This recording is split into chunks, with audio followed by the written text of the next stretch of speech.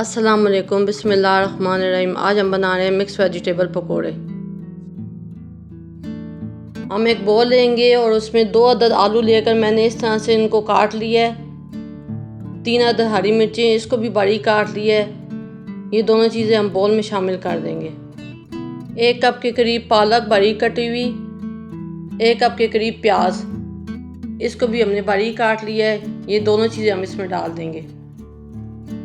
खुश्क धनिया powder 1 tablespoon, नमक 1 टेबलस्पून, लाल मिर्च पाउडर 1 टेबलस्पून, अनारदाना पाउडर ½ टीस्पून, ये सब हम इसमें डाल देंगे।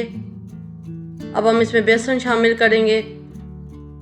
बेसन हमने थोड़ा थोड़ा करके इसमें शामिल करना है। पहले हम इसमें बेसन डालेंगे और इसको एक दफ़ा से मिक्स करेंगे और इस तरह से हमने 2-3 दफ़ा बेसन डालना है। जितना हमें चाहिए होगा इतना ही हम डालेंगे और थोड़ा थोड़ा करके पानी शामिल करेंगे। इतने मिक्सचर को तैयार करने में तकरीबन 2 कप के करीब बेसन लगा है और ½ कप के करीब पानी लगा है। आपने इसको बहुत पतला मिक्सचर नहीं बनाना। और हमने इसको अच्छी तरह से मिक्स कर लिया। अब हम इसके पकोड़े बनाते हैं।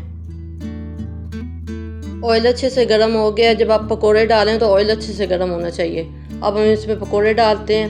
मैं इस तरह हाथ से डाल रही हूँ, आप चम्मच से भी डाल सकते हैं। चूल्हे की फ्लेम मीडियम रखनी है। मीडियम फ्लेम पर ही ये पकोड़े फ्राई होंगे। जब आप पकोड़े डालें तो फ़ौरन से आपने चम्मच नहीं चलानी, वरना पकोड़े टूट जाएंगे। 10 से 15 सेकंड के बाद चम्मच चलानी है।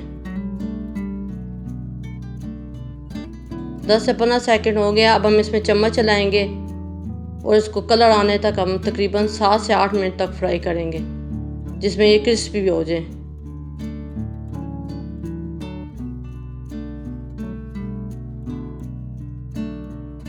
पानी की मकदार जितनी मैंने पकौड़ों के मिक्सचर में बताई थी, आपने इतनी ही डालनी है।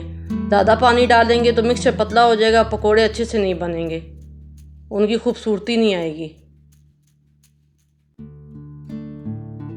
ये देखिए पकोड़े हमारे अच्छे से फ्राई हो गए हैं। 6 से 7 मिनट हो गए हैं। अब हम इनको निकाल लेंगे।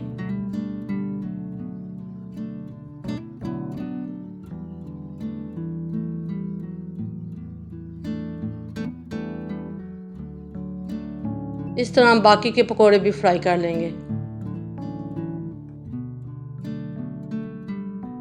मिक्स वेजिटेबल पकोड़े तैयार हैं। अगर आपको हमारी रेसिपी पसंद आई है तो लाइक करें, शेयर करें। चैनल पर नए हैं तो चैनल को सब्सक्राइब करें और बेल आइकन को ज़रूर दबाएं।